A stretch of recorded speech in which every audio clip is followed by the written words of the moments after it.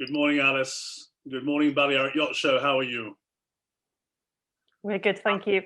Good.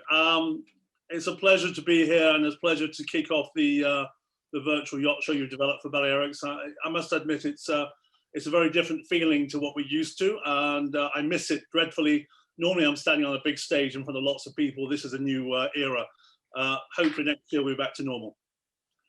So what I'm going to try and do is deliver a quick, punchy 35-minute presentation on what I call the future state of the market. I'm hoping to give you some interesting ideas, insights, and forecasts, but also maybe some things that you should all maybe look at as part of the industry's future, things that need to change or things that we should really address as a marketplace.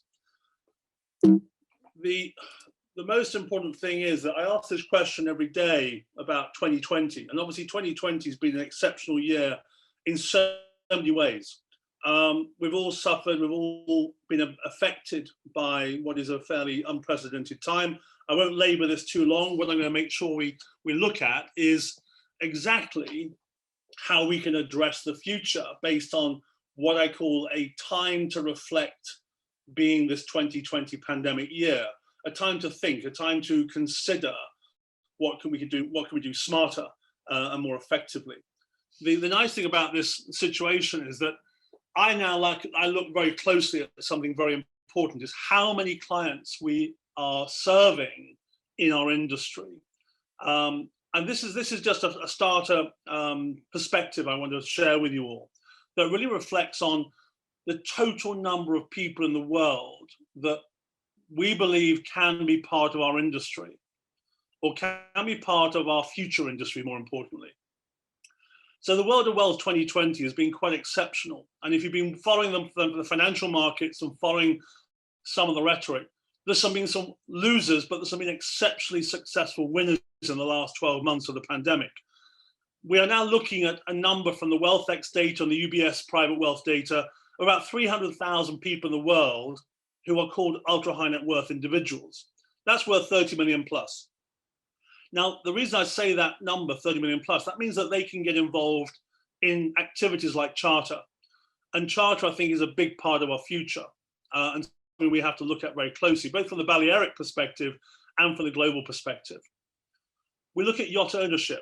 So there are about 63,000 people in the world worth in excess of $100 million. And I feel they are the people that really fit into the real super yacht ownership category, where a yacht of 5 million up to 500 million becomes into the ultra high net worth, the very ultra high net worth category of 100 million plus, and going into the 8,000 individuals worth 500 million or more, i.e. the demi and the billionaire category, which is still very significant in the numbers that are out there and growing every year. Because what's interesting, if you look at the data that's coming out of the wealth sector, this is what they're saying, especially from people like the PwC, UBS, Credit Suisse, all the various wealth institutes, and people like WealthX and Bloomberg. They expect 43,000 people to join that population. That's the 60,000 people in the next 5 years to be worth 30 million plus in the next 5 years. That's significant increase in number of people who are eligible and relevant to our marketplace. But there's a caveat to that. The caveat to that is very simple. Ultimately, okay, let me step back a minute. I've been in the market for 30 years. So I'm looking at the last 30 years in some of the data I'm going to share with you. But I'm also looking at the next 10 years into 2030, which I think is a fairly critical date on the timeline. What all the institutes are saying is that $15 trillion of wealth will be transferred by 2030. That's through death, retirement, passing on of assets and portfolios to the next generation. And the majority of that is in the very large upper tier. That is the billionaire category, because they are the eldest category of our wealth sector. So that's something you really need to consider, this next generation topic, and putting a date in our timeline of what's going to happen by 2030, because there's another criteria there that is key with 2030. That really relates to the UN Sustainability Goals deadline, which talks about sustainability and poverty and how we can make a better future for our next generation. So all these things tie into a very interesting picture of the potential we have as a marketplace. So I'm now going to talk about the market. So what I'm going to ask this question is, how big is the superyacht fleet and what does the future hold? So I'm going to try and paint a picture back to when I first started yachting. When I started pre-1990, which is a long time ago for many of you, the fleet was 1,260 boats, give or take. By the end of this year, we should increase that beyond 5,700 yachts. So between 1990 and 2020, you can see the numbers quite clearly, 4,500 boats nearly built in that past 30 years. So we call that pretty much the active fleet. And if we look to 2030, we're expecting that to grow by another couple of thousand boats within the current trajectory we're seeing in terms of deliveries and new builds and other activities. So this is what's an interesting dynamic to look at, this 2030 landmark of what our market will look like in the future. Because when I look at pre-1990, we tried to discount a lot of these boats from what I call the interesting fleet, for the simple reason that a lot of those boats are either massively depreciated or even have asset values of less than €1 million. So they become very almost irrelevant to what I call the key super yacht category. What's also interesting is they become a fleet of yachts that almost clog up the system. They take up valuable real estate in marinas. They don't do very much. So that's something we have to address in the future as these boats get older and older. And it's not just the super yacht category, it's all categories of yachts that are over 30 years old. They get in the way almost of the next generation of yachts, being in primary real estate spaces in the popular marina destinations. So something we need to discuss or look at later on. The other thing we're looking at is this topic of pre-1990. There are some exceptions to the rule. I've listed 4 major yachts there, which we all know and we all love. Lady Mora Kingdom, Talitha G and Istros, a recent rebuild from Fedship that was built in 1954 and had a huge amount of money spent on it to bring it into a 2020 era. So these boats are still very significant and part of the aging fleet. But if you look at the bottom there, the majority of the yachts in that pre-1990 fleet are between 30 and 40 meters, and many of which are worth less than €1 million. So they have very low operating budgets and very low interest to quite a lot of our players, unless they're getting into that space of rebuilding and upgrading in other areas, which is another topic to discuss later on. So I've broken the market down into decades, the last 2 decades specifically, because I think it shows some interesting numbers here. And I won't read out the numbers in great detail, but you can see some of the annual growth rates per category that we saw pre-2010, when we had a fairly interesting bumper period, which we all remember well, when there's free cash and lots of investment in yachts of all shapes and sizes. So we saw some interesting growth. But what's interesting, when you break it down into the 60 to 90, the 90 meter plus category, you can see how small our market was back in 2000 and then in 2010. The numbers were quite limited in their sort of activity. But if we go into the next category of the last 10 years, we've certainly seen some interesting growth numbers continue, and we're seeing that the 60 to 90 and 90 plus is still on the same growth per annum category of 5 and 6%. So those numbers suddenly make interesting reading for the future. So when you start breaking this down, you start seeing a marketplace that is dominated in the bottom end between 30 to 40 meters with a majority, obvious majority of those production boats. But when you start breaking into these 40 to 60 and the other categories above there, you've got some interesting tonnage activity that is certainly where the majority of our market is getting excited, and that's where much of the infrastructure investment is geared towards. So those sort of things become interesting dynamics in what I call the active fleet. If I then go into the forecasting we're doing, this is where the numbers suddenly sort of start to show you what we think is going to happen based on trend analysis and forecasting, with a few adjustments for what's happening today. But we're still seeing that the 90 meter plus and the 60 to 90 meter plus is on a similar trajectory.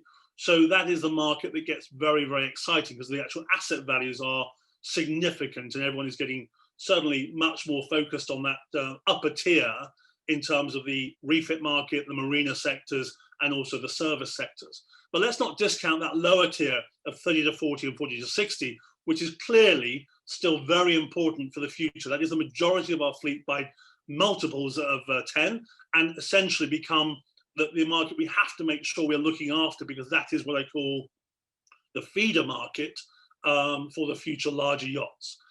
So this fleet forecast number suddenly suggests that by 2030, and that key landmark of wealth transfer, ultra high net worth growth, and also sustainability goals, we could have in excess of 7,500 very large 100-foot plus yachts. So that becomes a very exciting number in terms of what our industry has to service and support across the various industry landscapes. And this is on a global scale.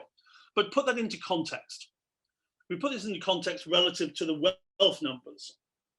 This is the thing that I'm worried about, that we are still very limited on market penetration of potential client base. So we have to ask ourselves why, and we have to address this as part of our future strategy. That's happening all the time. There's things like the Water Revolution Foundation, the Superyacht Life Foundation, CMAS, the various boat shows have got a very clear strategy of how do we bring in new people. Because without new people, this market suddenly becomes a very stable, slow growth with, as you can see there, 130, 140 boats per annum being delivered or developing across the market space. But our potential marketplace is at least 8 or 9 times what we're really capitalizing on. When you consider that the new build market's delivering about 130, 140 boats a year, the brokerage market's selling about 200 plus boats a year, we're still doing very limited penetration in what I call the new client territories. And that comes down to questions we have to ask ourselves, which is why they don't buy yachts. That's another topic and we'll discuss in a minute. So one of the key things we want to talk about is the refit and after sales market. Because obviously when you look at this in terms of Balearics and in terms of the Mediterranean, what we're seeing at the moment is a massive investment in infrastructure, upgrading of facilities, and a lot of players even coming into the market first time, or new build players upgrading their facilities to offer a refit or a rebuild scenario. So what we have to be careful with, and going back to the numbers we had earlier on, we have to realize that we can't all service the 60 meter plus market. The biggest growth areas are 30 to 40 and 40 to 60 in terms of volume of activity. So we have to balance this across the marketplace. We have to make sure that the market is almost managed in a way that we have multiple service centers that suit the different categories of yachts. I put a question on how can we improve the business model? So what that comes down to is a very simple question. Can we educate and can we advise the client to plan and organize their refit model or the refit cycle to be much more cyclical, annual, biannual, triannual, whichever sort of season process works for them personally. But we're still seeing a lot of refit work being last minute thought process or very last minute planning. And to me, this is something that really is conflicting with organizing our industry to make it more effective, more profitable, and deliver a much more organized service. It's been a constant conversation with lots of refit yards. Why aren't we planning ahead more of the refit or the service and after sales activity? And I feel that the word planning becomes a fundamental part of this conversation and this conference. Without planning, people cannot manage their businesses very well. That's the supply chain, the shipyards, etc. So we have to educate the market to really look at this from the point of view of how do we improve the business model by making sure that managers and captains across all size ranges deliver a better after sales cycle. And to me, that will definitely improve the way in which all our companies can plan, organize, service, and also deliver much more accurate budgets for the various after sales and service elements of the refit sector. It would help everyone, I promise you. Well, we all know that. Okay, the brokers market. As I said earlier on, we have a huge network of brokers. We're only selling about 230 yachts a year. It's still a 2 billion plus revenue stream in terms of yacht sales, but it's still a very small number of people buying boats within the second-hand market. But what's interesting, and what we have to sort of take stock of, is that the pandemic and this year of 2020 has without question drawn attention to yachting. And we see people like MarineMax in America, who now own 2 very large superyacht brokerage houses, having incredible success in the smaller boat sales sector, because people are seeing yachts as this new private luxury bubble. And I feel that that is an interesting opportunity to reinforce the value proposition of yachting. It's happening already, and people are woken up to this fact. But I feel that the pandemic has drawn attention to the fact that yachting could be a future safe haven. However, when I talk about the next generation, I'm talking about the people who are currently the younger generation, who are part of our patriarchal owners network, who've been in yachting for maybe 20 or 30 years and love yachting. We have to be prepared that some of the next generation of these owners do not appreciate yachting or do not want to be in yachting in the way that their father or mother was. So I think we have to understand that there may be a shift where the next generation doesn't see ownership as a way forward, or they may not see ownership as something they are interested in. So to me, this is something we have to really address in terms of operating and offering a future opportunity for how to use a boat, not just own a boat. And I feel that's part of the charter industry, but also some other models that may come forward in the next few years, which I've been aware of, where you have fleet ownership, or you have people who've got yachts that are operating as a small fleet, actually selling access to the fleet on a time basis. Not timeshare per se, but different ways of using boats in the future, I think, will be part of the next generation. I'm not going to say Uberization, because that's an overused term, but I'm going to talk about this, that how to use a boat is going to be part of our future market, and how we sell that will be something we have to think about as an industry. I said earlier on, but there's that huge number of people in the sort of the ultra high net worth 30 million plus category, huge number of people. And again, when you look at the pandemic year, we had a decimated charter industry. Cancellations, postponements galore. What will be interesting is as 2021 arrives, and as we see the arrival of vaccines and all the positive news coming out of government at the moment, let's hope that next May, June time, when the charter market starts to kick off, that we will see a vaccine that is usable and viable and accessible to such a level that we can get back to a normal season or semi-normal season. However, the big issue is that everyone who booked a charter this year that's postponing it to next year, and all the people who are booked for next year, will mean we'll have a boom year, providing the vaccine works properly and we've got all our systems in place. So what we're seeing in 2021 could be the busiest charter season ever. So people will want to make sure they can have access to all the best cruising grounds, Balearics per se, Greek islands, Turkish market, etc. So all these different regions, the Italian coastline, all these different regions, without question, will be busy next year. So we have to be ready for that. What we also have to do is make sure that everyone who charters next year becomes absolute ambassadors, that we looked after them to the ultimate level, and that the charter market was superb. It was the best holiday they've ever had, because I feel that we'll see a lot of new people consider charter as the super private escape from villa land-based holiday destinations or ultra luxury resort destinations. And yachting could become a boom charter industry if we get our let's say marketplace organized to service what could be a boom year next year. More importantly, going back to the 300,000 ultra high net worth people, that is where we need to focus our attention on what charter offers them, and then building what I call a model that allows more and more yachts to be available to make yachting suddenly become a business entity and a business enterprise, where people can actually generate not all their running costs, but some can definitely to cover all their costs if they operate effectively, but looking at this opportunity to become a much more untapped potential. And the charter industry makes places like the Balearics very, very active, exciting, and also delivers a huge amount of economic value to the region. So that's an important part of our untapped business opportunity.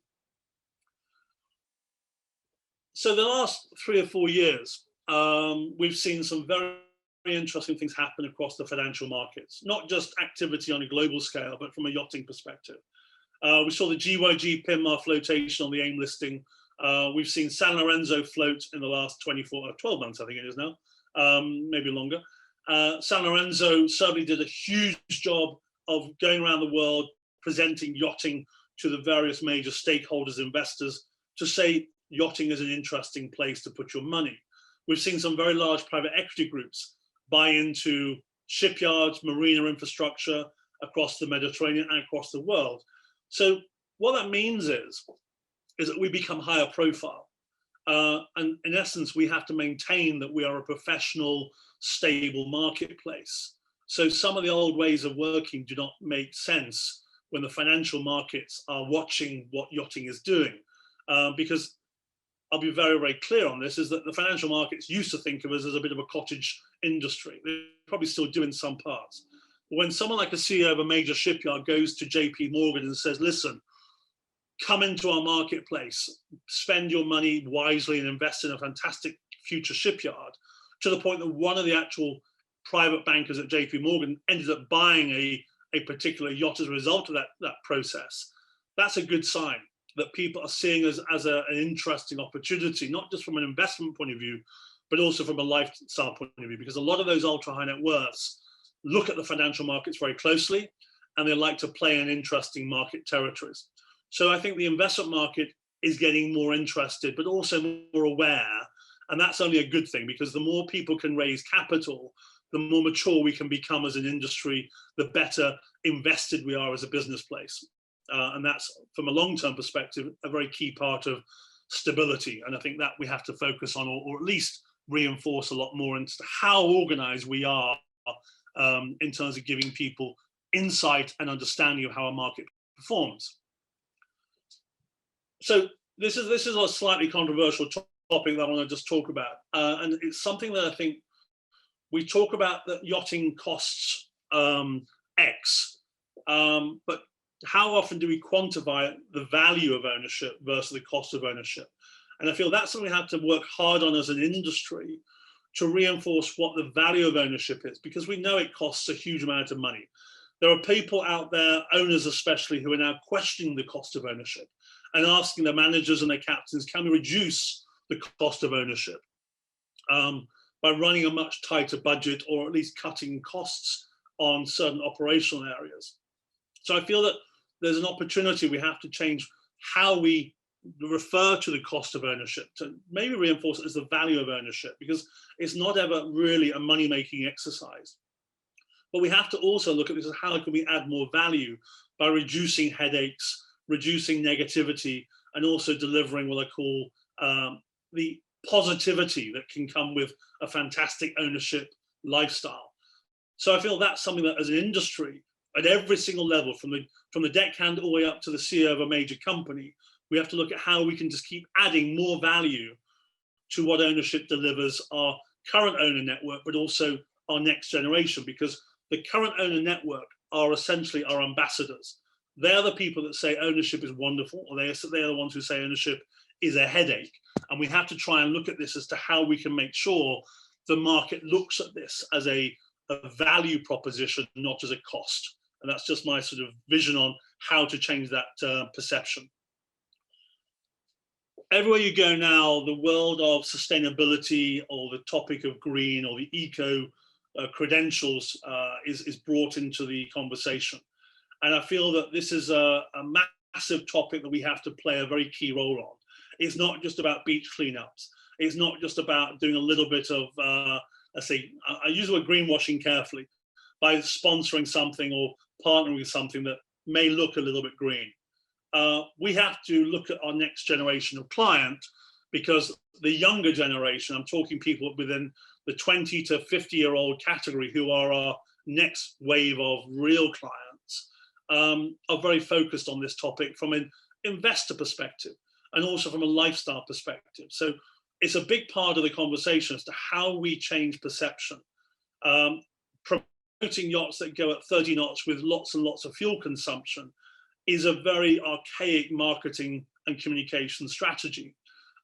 we have as an industry a responsibility now to change perception that yachting can be very acceptable and actually make a huge contribution by doing R&D into new technologies, by investing in green technologies, by investing in new ideas for the future, testing product on board yachts, but also the culture that relates to locations like the Balearics, like the Greek islands, which are stunning and beautiful. But when you look closely, there's still huge amounts of waste or pollution that we have to manage, because there's nothing worse than swimming around a boat in a small slick of oil or overspill or exhaust waste that changes people's perception that yachting is not the cleanest industry in the sector.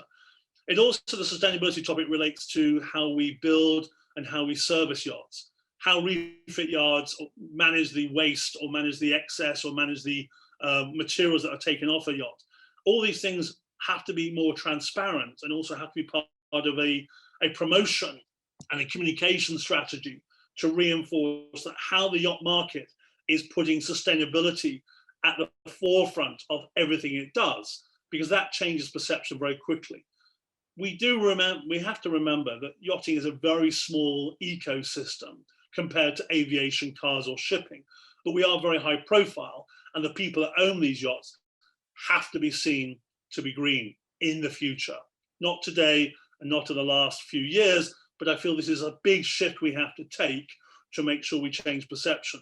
One of the sessions I'm doing on Friday as a closing keynote is about this very topic, about can the Balearics set a new standard in terms of how they approach sustainability and become the greenest super yacht hub in the market. That should be an interesting conversation because I feel it's achievable. And on the scale of the Balearics, of Ibiza and Mallorca and all the other various areas around it, it's a controlled environment that can become very, very effective in terms of setting a new standard. Not following a regulation, but setting a new standard is really the message. So this, I think, is a very key part of our future. And everyone at every level should be thinking, how can we make ourselves more positive as an industry so that perception can be more positive at the same time. Now, this is a key factor. I've got about 10, 15 minutes left. This is a key factor. And I'm not referring just to myself, but there's a lot of people who are at the top of this marketplace who've been running the industry for the last 30 years, who are all falling into their 60s and 70s and beyond. And I think this is a key part of our conversation. Who is going to take the lead and what is the succession plan? Because there's two things that happen. We've grown up as an industry with lots of what I call patriarchal figureheads who've run companies. The brokerage company, the shipyards have all been run by very successful, very, very opportunistic entrepreneurs who've grown up with the market. And finding people to take over and finding people to lead in the future will be a key factor as to how we grow and how we develop. The second part of this topic is also looking at this whole conversation from the operational side. We have a lot of very, very successful yacht captains, and most of the people in this yacht captain fraternity have gone into what they call a mentorship level. They are the people who've either come ashore and doing project management or owner representation or other activities. But I think there's a whole new generation of people that have to come through, and we have to make sure that those people, the next generation of the successors, if you like, who are going to run the fleet and be part of that future industry, are being mentored by the people who've been through the last 10, 15 years. And we share and we develop the next leaders of our marketplace. Because the next 10 years, as I go back to this 2030 deadline, there'll be quite a few people who will be looking to retire and looking to step back from this marketplace. And we need to make sure we've got the right people with the right vision for the future. And that's another key factor we have to look at as an industry across the wider network of companies. I go back to this topic again, human capital. I think going back to the Marine Max reference I made and going back to the brokerage industry and how we can capitalize on the number of buyers, potential buyers in the marketplace. What's interesting is if we increase our sales capacity and sales success, we need the right number of people to come into the market who can run this fleet. And I feel we need to find the right people for the next generation of crew, of captains, of service people that can actually look after the fleet. We've certainly got a historical sort of dynamic of short-term career paths. We need to change that to make sure that there's a stable career path. It's much more organized. The contractual obligations are much more in favor of the employee. And we create what I call an employment landscape which is more realistic and more representative of the real world and not the yachting world. I feel this is something we have to change, because it's not fun having the stress of working on a yacht, which you can lose your job the next day and have no recourse or no real protection. There are obviously contracts that exist, but it's very hard to sometimes enforce some of those elements and protect the people that have done the job and lose their job overnight, which is something I feel is very unfair in our market. And we need to create that stability by giving a better employment landscape. So the human capital is key. We need plenty of people for the future, but we need to make sure they have a career path that is stable and also, let's say, professional in their approach, both the employment side and the employee side. Oh, wait, sorry. Okay, this is another thing I just threw in there for the last couple of slides. Staying relevant.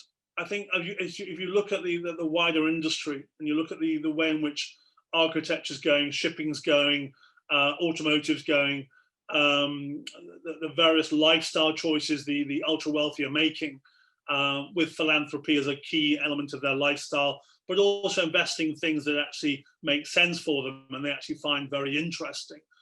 I have a fairly sort of controversial statement. Sometimes it can be very boring sitting on a yacht for 2 weeks, watching movies, drinking, eating, sunbathing, and maybe chatting with people you don't really want on board. So I feel we have to make sure we make yachting really make sense in terms of it's actually interesting to be on board, and the places you go are interesting, and you can do things that are unique and different.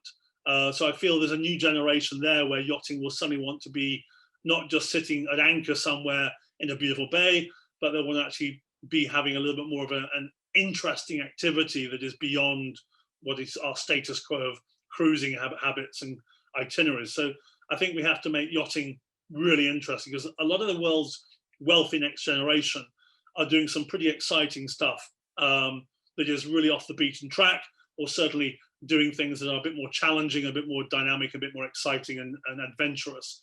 So we have to be relevant, and that's something that I think the market is certainly putting some explorer discovery type projects out there, but we have to make sure that they can go and do these cool things with the right level of support and the right infrastructure. So this is something that's very, very key, is remaining relevant for the future. Okay, so this is the final slide.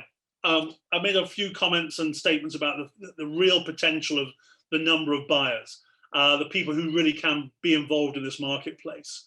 I'll be very, very clear. I am absolutely optimistic about the future, for the simple reason that we are higher profile as an industry than we've ever been before. Going back to the investor topic, we're on the markets now with various players who've been brave enough to launch on stock markets. That puts yachting in front of a lot of people who can afford to buy into this space. There are various investors coming in, private equity, venture capitalists, who are really moving to the market and seeing opportunity. To me, that suggests that we are becoming not acceptable to the financial markets, but interesting, a new dynamic. And when MarineMax bought into the 2 large brokerage houses, and that is a vast company on the New York stock market that is very, very exciting, growing at huge relevant numbers, that suddenly puts yachting right front and center into the eyes of people who are spending a lot of money in the stock market. The bankers, the investors, the private individuals with big portfolios, the family offices. So what all that means is our future could be very bright, but I feel we have a lot of things we have to almost address, which I've highlighted, that will actually make the industry slightly more robust and let's say service-oriented, value propositions mapped out, career paths mapped out for people that can come into yachting and stay in yachting, not just see it as a short-term opportunity. And we make sure that the owners see value, not just cost. And I feel the future is quite bright. And what I'm hearing from the lawyers, from the designers, from the brokers, and from the shipyards is that there's a huge amount of discussion today about new projects, new contracts, sale and purchase agreements. They seem to be busier than ever. And that has also been translated into things like the tax people who I'm talking to this week on one of the sessions, whereby the tax advisors are being very busy on ownership structures and tax landscapes for them. So today we're seeing a very interesting activity. The future is about how we capitalize on the number of people that see yachting and make sure what they see is an attractive proposition and something worth investing in. So if we keep focused and we stay working together, I think we have a very interesting 10 years ahead of us. So on that point, Alice and the Balearic Yacht Show, have a good yacht show. Thank you very much. I'm here for conversations or chats or questions if anyone has anything to say. So thank you very much, everyone. Thank you so much, everyone. We'll just stay on for another 5 minutes or so in case someone has any specific questions. You can either write it in the chat or unmute yourself and ask Martin directly.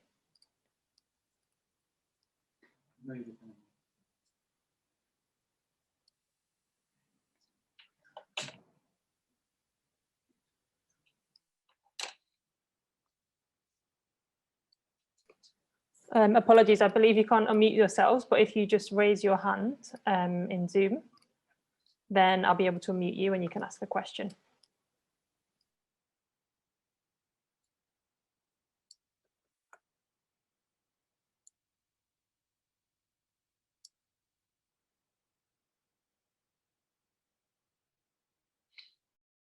I think everyone's happy.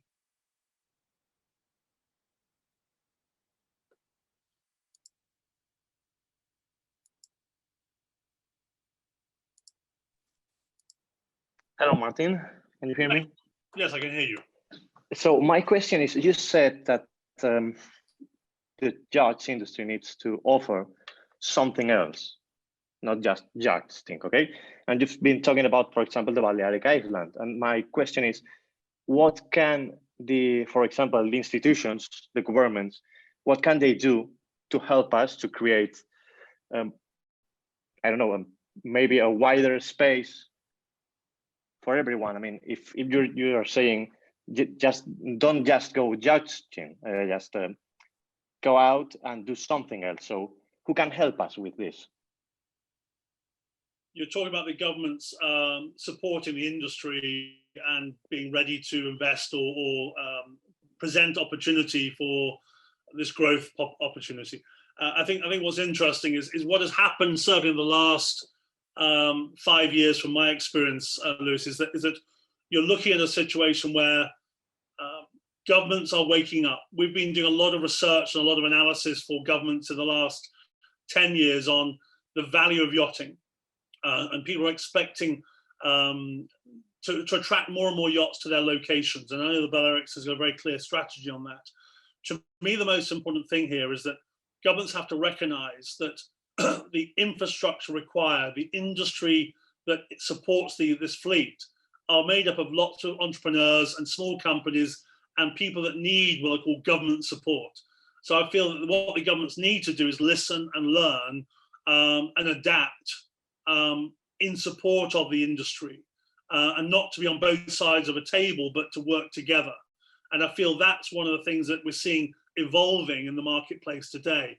Because if you look at the number of boats which will be here in the next 10 years across the wider fleet, and what could accelerate beyond that, we're certainly seeing a place where we need to make sure that yachts are invited and welcomed without any barriers or without any headaches. And I feel that's one of the key things, that yachts are not just the billionaire. They have an ecosystem and an infrastructure and an economic value that needs to be respected and serviced. And I feel that's another part of the education topic, of helping government understand the value of yachting.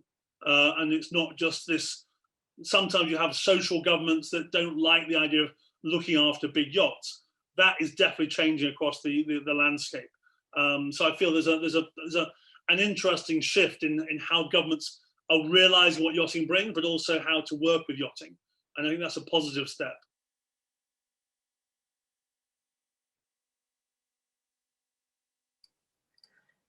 I think we have another question now from Nigel. So I'm just gonna unmute him.